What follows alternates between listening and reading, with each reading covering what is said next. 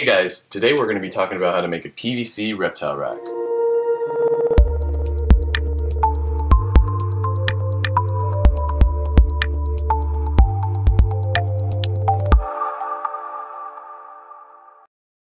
The tools you're going to need for this are an electric power drill, as well as a drill bit, as well as a Phillips screwdriver bit. You're also going to need a measuring tape, and if you don't get your PVC cut to size for you, you're going to need a table saw. Another thing you're going to be needing is a router if you're deciding to do belly heat. However, if you're doing back heat, a router is not really necessary. The materials you're going to need are PVC sheets, of course, 1/2 inch preferable. Anything smaller than 1/2 inch, it actually ends up buckling after time, so it's best to go with 1/2 inch at a minimum for your reptile rack. You can do this with wood as well as PVC, however we prefer using PVC because it doesn't mold over time, it's non-flammable, it'll actually melt before it catches on fire, so it is safer to have at home. To put it together, we use drywall screws. Also, what you're going to be needing is the bins of choice. Typically we make with 6-quart bins or 28-quart bins for our fat tails. So that's really up to you as to the spacing that you need. The first question you might have is, where do I get PVC board in 1/2 inch? In Canada, plasticworld.ca has it. Also, Piedmont Plastics, they also carry it. In the US, the only place that I know of is foamboardsource.com. For this project, we're making a 12-bin hatchling rack, which uses 6-quart Sterilite bins. There's going to be a link in the description where you can get these specific bins. For PVC, cutting them to size, what we used for measurements was we needed 7 pieces that were 13.5 by 16. We also needed 2 pieces that were 13.5 by 32.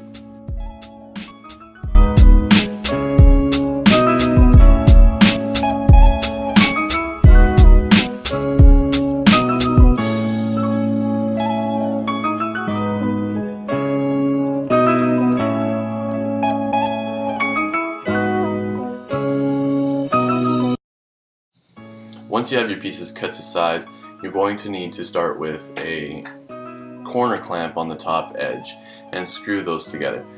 You're going to move on to the next side and do exactly the same thing that you did for the first side.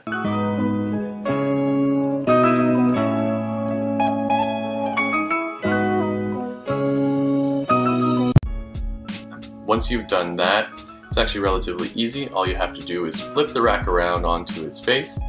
Lay the bins that you're going to be putting on it so that they are face down. We like to use an 1/8 inch piece of masonite as a gap for the bins and the rack. This actually gives the perfect amount of ventilation as well as the amount of space so that you don't have any escapees. And it helps keep every single shelf level. So we put the bins, then we put the masonite, and then we put the shelf. And then from the shelf, we either use a chalk line to actually mark where it is, so then we can pre-drill and then drill in the screws, or we just drill in depending on the size of the rack. This particular one, because it is a very small rack, we ended up just drilling it. Shelf by shelf, just keep on going. What you're going to need to do is just lay down the bins, then the 1/8 inch masonite, and then the next shelf. Screw those in and you're good to go.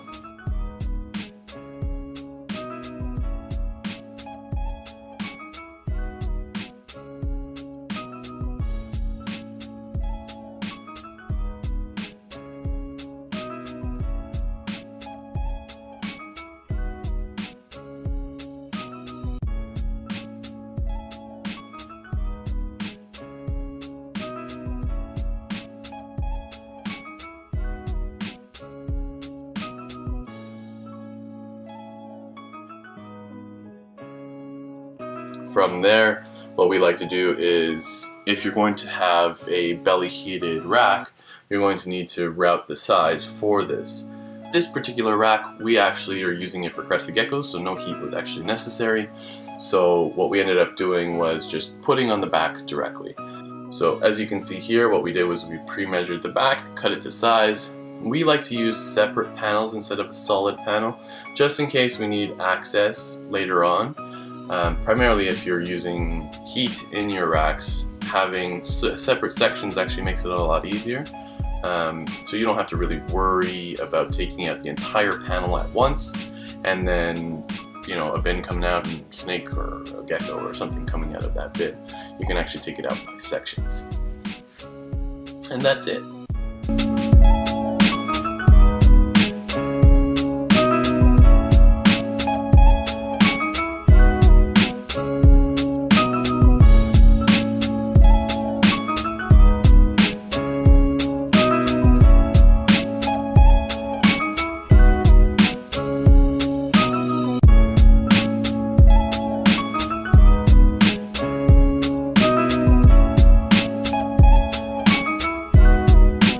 Okay guys, thanks for watching. If you have any questions, please be sure to comment down below. We respond to every single comment. If you like this video, drop a like down below as well. Also, if you want to see more videos like this, be sure to subscribe for future content. Thanks!